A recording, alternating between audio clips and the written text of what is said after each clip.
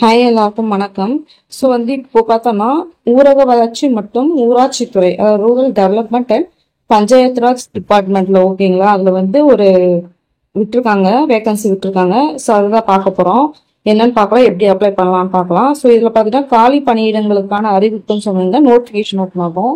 அதை கிளிக் பண்ணோடனே டவுன்லோடு இது வரும். ஸோ அதை நம்ம ஓப்பன் பண்ணி பார்த்தோம்னா அந்த நோட்டிஃபிகேஷன் நம்மளுக்கு வரும் ஓகேங்களா. ஸோ அதுதான் நம்ம பார்க்க போறோம்.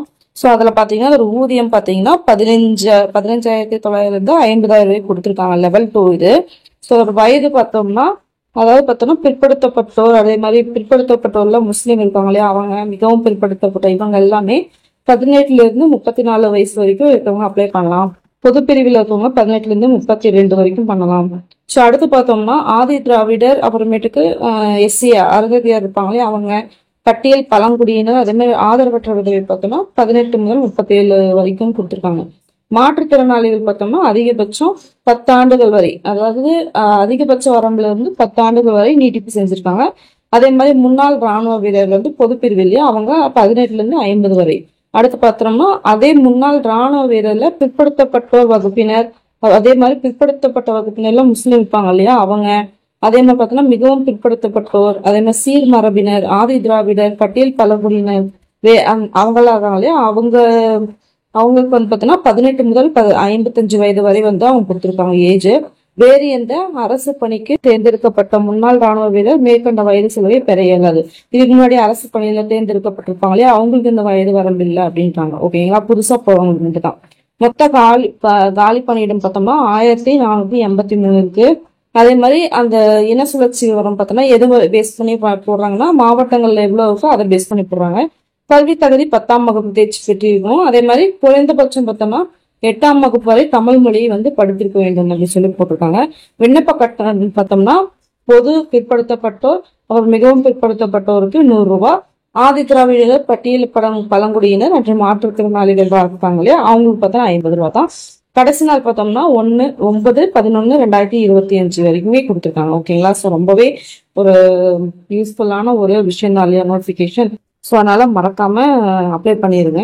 ஸோ இதுல பாத்தீங்கன்னா விண்ணப்பதாரரோட கல்வி தகுதி, சாதி சான்று, முன்னுரிமை சான்று ஆகியவற்றை அந்த எல்லாம் பண்றோம் இல்லைங்களா, அதுக்கு ஆதாரம் கண்டிப்பா பதிவேற்றம் செய்யணும் ஓகேங்களா. அதெல்லாம் எடுத்து வச்சுக்கோங்க அப்படின்றாங்க. ஸோ அதோட இது பாத்தீங்கன்னா அந்த வெப்சைட் பாத்தீங்கன்னா இங்க கொடுத்துருக்காங்க www.tnrd.tn.gov.in அப்படின்னு சொல்லிட்டு அந்த நோட்டிபிகேஷன் கொடுத்துருக்காங்க ஓகேங்களா. ஓகே, இது எப்படி அப்ளை பண்ணலாம் அப்படின்னு பாத்தீங்கன்னா அந்த ரெண்டாவதா இருக்கு இல்லையா அங்க போகணும். அங்க போய் கிளிக் பண்ணீங்கன்னா இந்த பேஜ் இப்படி ஓப்பன் ஆகும். ஸோ இந்த வியூ அட்வர்டைஸ்மெண்ட் அப்படின்னு கொடுத்தீங்கன்னா இங்க பாருங்க டிஸ்ட்ரிக்ட் என்னென்ன டிஸ்ட்ரிக்ட் இருக்குன்னு இங்கே காட்டும். செலக்ட் ஆப்ஷன் பாருங்க. தர்மபுரினா தர்மபுரின்னு சொல்லிட்டு அவங்க அந்த இது கொடுப்போம். இந்த டவுன்லோட் ஆப்ஷன் நம்ம கொடுத்தோம் அப்படின்னோம்னா டவுன்லோட் ஆகும். டவுன்லோட் ஆகி அந்த இதை நம்ம நோட்டிபிகேஷன் ஓப்பன் பண்ணிக்கலாம் ஓகேங்களா. இங்க கொடுத்துருக்காங்க பாருங்க. அந்த இன சுழற்சி முறையில போடுறாங்கன்னு சொல்லிட்டு நம்ம பார்த்தோம் இல்லைங்களா, அது எப்படி போட்டிருக்காங்கன்னு பாருங்க. எம்பிசி ஜென்ரலுக்கு யார் யாரு, ரிசர்வ்டு கேட்டகரியில, விமன் ஒன்லியா, பிஆர்டி போஸ்ட், அதே மாதிரி டிஸ்ட்ரிக்ட் இந்த மாதிரி கொடுத்துருக்காங்க. அதை நீங்க பாத்துக்கலாம். நீங்க உங்களோட டிஸ்ட்ரிக்ட் ஏற்ற மாதிரி நீங்க பாத்துக்கலாம். அவங்களுக்கு என்ன அப்படின்றத கொடுத்துருக்காங்க ஓகேங்களா. ஸோ இப்படிதான் நோட்டிபிகேஷன் பார்க்கணும் அப்படின்னா பாத்துக்கலாம் ஓகேங்களா. இந்த மாதிரி பார்க்கலாம். அடுத்த ஆப்ஷன் என்ன அப்படின்னு பார்த்தோம்னா அப்ளை பண்றது. இன்ஸ்ட்ரக்ஷன் என்னென்ன இன்ஸ்ட்ரக்ஷன் அப்ளை பண்றதுக்கு என்னென்னலாம் தேவை அப்படின்னு சொல்லிட்டு ஒரு இன்ஸ்ட்ரக்ஷன் எப்பவுமே கொடுப்பாங்க இல்லையா.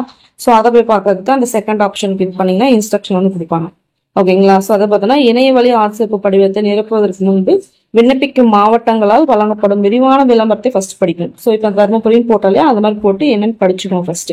இருக்கான்னு பார்த்தோம்னா அந்த விரிவான விளம்பரத்தில் குறிப்பிட்டுள்ள பதவிக்கு நிர்ணயிக்கப்பட்ட குறைந்தபட்ச தேவையான தகுதிகள் உங்களிடம் இருக்குதா அப்படின்னு பார்த்துட்டு பண்ணணும். தொடரணும். இல்லை அப்படின்னு சொல்லிட்டோன்னா விண்ணப்பம் நிராகரிக்கப்படும் அப்படின்றாங்க. அதே மாதிரி ஒரு முறை செலுத்தப்பட்ட கட்டணம் திரும்ப பெறப்படாது அப்படின்றாங்க ஓகேங்களா. ஸோ நான் ரீஃபண்டபிள். அதே மாதிரி அனைத்து விண்ணப்பதாரர்களின் தகுதியினை தீர்மானிப்பதற்கான தேதி இணையவழி ஆட்சேர்ப்பு படிவத்தை சமர்ப்பிப்பதற்காக பரிந்துரைக்கப்பட்ட இறுதிக்கு தேதியாக இருக்கும் அப்படின்றாங்க ஓகேங்களா. அதே மாதிரி தவறான தகவல்களை சமர்ப்பிக்க கூடாது. ஓகேங்களா. அதே மாதிரி ஒரு மாவட்டத்துல பார்த்தோம் ஒரு குறிப்பிட்ட பதவிக்கு ஒரே ஒரு இணைய ஆசிரியர் விண்ணப்பத்தை மட்டும் சமர்ப்பிக்கணும் அப்படின்றாங்க. ஓகேங்களா. அதே மாதிரி பரிந்துரைக்கப்பட்ட அத்தியாவசிய தகுதிகள் குறைந்தபட்ச தகுதி தான். ஓகேங்களா. ஸோ குறைந்தபட்ச தகுதிகள் இல்லை அப்படின்னா அதுவும் வந்து பார்த்தோம்னா விண்ணப்பதாரர்கள் வந்து ஆட்சேர்ப்புக்கான தேர்வுக்கோ இல்லை நேர்காணலுக்கோ வந்து தகுதியற்றவர்கள் அப்படின்றாங்க. ஓகேங்களா. ஸோ அந்த தகுதி குறைந்தபட்ச தகுதி இருக்கணும் அப்படின்றாங்க. ஓகேங்களா. சரி, ஓகே. இதுதான் பார்த்தோம்னா அந்த இன்ஸ்ட்ரக்ஷன் வந்து கொடுத்துருக்காங்க. மேலே தமிழ் கொடுத்தாங்க, கீழே இங்கிலீஷ் கொடுத்துருக்காங்க. ஸோ வந்து சில பேர் டவுட் இருக்கும், சிபிஎஸ்சி படிச்சவங்களும் வந்து அப்ளை பண்ணலாமா அப்படின்னா சிபிஎஸ்சி படிச்சவங்களும் அப்ளை பண்ணலாம். ஓகேங்களா. ஓகே, இது வந்து இன்ஸ்ட்ரக்ஷன். ஸோ அதே மாதிரி அதான் சொல்றேன், டிஸ்ட்ரிக்ட் வைஸ் வேகன்சி வந்து என்னென்ன இருக்கு அப்படின்னு சொல்லி பார்த்தீங்கன்னா ஒரு பேஜ் அப்படி ஃபுல்லாகவே வரும். ஸோ இதில் வந்து நீங்கள் பார்த்துக்கலாம் எந்தெந்த டிஸ்ட்ரிக்ட் வந்து என்னென்ன இருக்குது அப்படின்னு சொல்லிட்டு. ஸோ இதில் பார்த்தோம்னா எல்லாருக்குமே இருக்குது. இங்கே பாருங்கள், பிசி, பிசிஎம், ஜென்ரலுக்கு இருக்குது, எம்பிசி, எஸ்சி, எஸ்சிஏ, எஸ்டி. அதுவும் பார்த்தோன்னா ரிசர்வேஷன் டைப்பில் பாருங்கள், விமனுக்கு மட்டுமே தனியாக எவ்வளோ கொடுத்துருவாங்க பாருங்கள். விமனுக்குலாம் எவ்வளோ வந்துருக்கு பாருங்கள். மொத்தமாக இதெல்லாம் பார்த்தீங்கன்னா 13 இதுவும் பார்த்தீங்கன்னா விமனுக்கே வந்து கொடுத்துருக்காங்க. ஓகேங்களா. அதே மாதிரி பார்த்தீங்கன்னா போத் விமன் அண்ட் மென் அப்படின்னு பார்த்தீங்கன்னா அவங்க 2 பேருக்கு சேர்த்து இவ்வளோ நம்பர் ஆஃப் வேகன்சி இவ்வளோ அப்படின்னு சொல்லிட்டு இந்த ஒரு தனியாக ஒரு லிஸ்ட்டே கொடுத்துருக்காங்க. ஒரு 37 டிஸ்ட்ரிக்ட் வந்து கொடுத்துருக்காங்க. ஓகேங்களா. ஸோ பெண்கள் வந்து நல்லா யூஸ் பண்ணிக்கிற மாதிரி கொடுத்துருக்காங்க. ஓகேங்களா. ஓகே, அந்த மாதிரி கொடுத்துட்டு சரி அப்படி அப்ளை பண்ணோம் அப்படின்னு பார்த்தீங்கன்னா இங்கே பாருங்க அப்ளை இருக்கு இல்லையா, அப்ளை இதில் போய் அப்ளை பண்ணோம். கொடுத்தீங்கன்னா அப்ளிகேஷன் ஃபார்ம் வந்து ஓப்பன் ஆகுது பாருங்க. அதில் ஃபர்ஸ்ட்னா எந்த மாவட்டம் வந்து விரும்புறீங்க அப்படின்னு சொல்லிட்டு இங்கே கிளிக் பண்ணணும். கண்டிப்பாக கிளிக் பண்ணணும். அந்த டிஸ்ட்ரிக்ட் எந்த டிஸ்ட்ரிக்ட் அப்ளை பண்ணுறீங்களோ அது கொடுத்துட்டு, ஃபார் எக்ஸாம்பிள் தருமபுரி இருக்கா கொடுத்துட்டு, அதே மாதிரி அடுத்து பார்த்தோம்னா கம்யூனல் எம்பிசி, பிசி அதுக்கு கொடுக்கணும். அடுத்து வந்து செக்ஸ் ஃபீமேல். அடுத்து பார்த்தோன்னா காலியிடம் என்ன மாதிரியானது அப்படின்னு பார்த்தோன்னா மேலே நம்ம கொடுப்போம் இல்லைங்களா, அதுதான் அங்கே பாருங்க.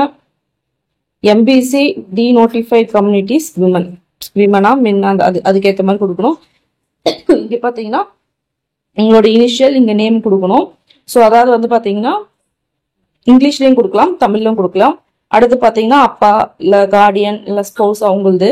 அடுத்து 10ஆம் வகுப்பு தேர்ச்சி தானே, ஸோ அதை வந்து பண்ணலாம். அதே மாதிரி கோவிட் டைமில் பாஸ் ஆனீங்க அப்படின்னா எஸ் இல்லைன்னா நோ அப்படின்னு கொடுக்கலாம். அடுத்து பார்த்தீங்கன்னா கல்வி அமைப்பு ஸ்டேட் போர்டா, சிபிஎஸ்சியா, ஐசிஎஸ்சியா, மெட்ரிகுலேஷன். அதே மாதிரி 10ஆம் வகுப்பு எந்த இயர் தேர்ச்சி பண்றீங்களோ அந்த இது சர்டிஃபிகேட்ல பண்ணணும். அதே மாதிரி அந்த எஸ்எஸ்சி மார்க் ஷீட் இருக்கு இல்லையா, எஸ்எஸ்எல்சி, அதை வந்து என்ன பண்ணணும் அப்படின்னா அப்லோட் பண்ணணும். ஓகேங்களா. சரி, ஓகே. அடுத்து பார்த்தோம்னா அந்த சான்றிதழ் என்ன இருக்கும் பாருங்க எஸ்எஸ்எல்சிலேயே, அது வந்து இங்க எழுதணும். அடுத்து பார்த்தோம்னா என்ன வகுப்பு, கம்யூனல் கேட்டகரி, பிசி, எம்பிசி அப்படின்றது கொடுத்துடணும். என்ன மதம், இந்துவா, முஸ்லீமா, அந்த மாதிரி. அதே மாதிரி உட்பிரிவு வன்னிய குலச்சத்திரி அந்த மாதிரிலாம் இருக்கு இல்லையா, அந்த மாதிரி. அதே மாதிரி பார்த்தீங்கன்னா எக்ஸ் சர்வீஸ் மேனா, டிஸ்ட்ரிபியூட் விடோவா, அடுத்து பார்த்தீங்கன்னா மாற்றுத்திறனாளி, அப்புறம் உங்களோட ரேஷன் கார்டு நம்பர், உங்களோட டேட் ஆஃப் பர்த், அப்புறமேட்டு உங்களோட நேட்டிவ் டிஸ்ட்ரிக்ட் என்ன அப்படின்னு சொல்லிட்டு அது. அடுத்து பார்த்தோன்னா உங்களோட மொபைல் நம்பர், இமெயில் ஐடி வந்து இருக்கானா இருக்கு, எஸ்.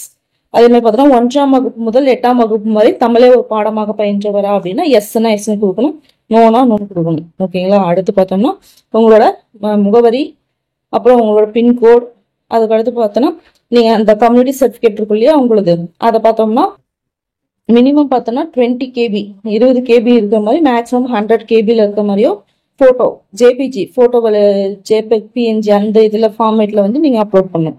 அதே மாதிரி உங்களோட ஃபோட்டோ, அடுத்து உங்களோட சிக்னேச்சர் கொடுத்துட்டு இந்த செக் பாக்ஸ் இருக்கு இல்லையா 1 2 3ன்ட்டு இதில் எல்லாத்துலேயுமே வந்து இப்படி டிக் பண்ணிக்கிட்டே வரணும்.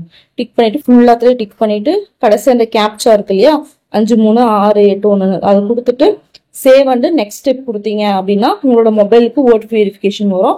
ஓடிபி வெரிஃபிகேஷன் வந்ததுக்கப்புறம் அது கொடுத்ததுக்கப்புறம் அமௌண்ட் வந்து பே பண்ற மாதிரி இருக்கும். சப்போஸ் வந்து நீங்க அமௌண்ட் பே பண்ணிட்டீங்களா இல்ல திடீர்னு வெளில வந்துருச்சு அப்படின்னா நீங்க அமௌண்ட் பே பண்ணிட்டீங்களா இல்லையான்னு எப்படி செக் பண்ணலாம், இல்ல உங்களோட அப்ளிகேஷன் எந்த நிலைமையில இருக்கு ஸ்டேட்டஸ்ல இருக்கு பார்க்கணும் அப்படின்னா அப்படி வெளியே வந்துட்டு இங்க பாருங்க view application, make payment or download receipt இருக்கு இல்லையா, ஸோ அங்க போய் நீங்க கொடுத்தீங்க அப்படின்னா அந்த இது ஓப்பன் ஆகும். அது மூலியமா நீங்க என்ன பண்ணலாம் அப்படின்னா செக் பண்ணிக்கலாம். நீங்க வந்து நீங்க என்ன ஸ்டேட்டஸ்ல இருக்கு, பே பண்ணிடுச்சா பே பண்ணலையா அப்படின்னு சொல்லிட்டு அப்ளிகேஷன் வியூ பண்ணணும்னா பண்ணிக்கலாம். ஓகேங்களா. ஸோ இப்போதான் ஒரு நல்ல ஒரு சான்ஸ் மிஸ் பண்ணிடாதீங்க. மெயினா வந்து விமனுக்கு வந்து நிறைய ஒரு இது கொடுத்துருக்காங்க.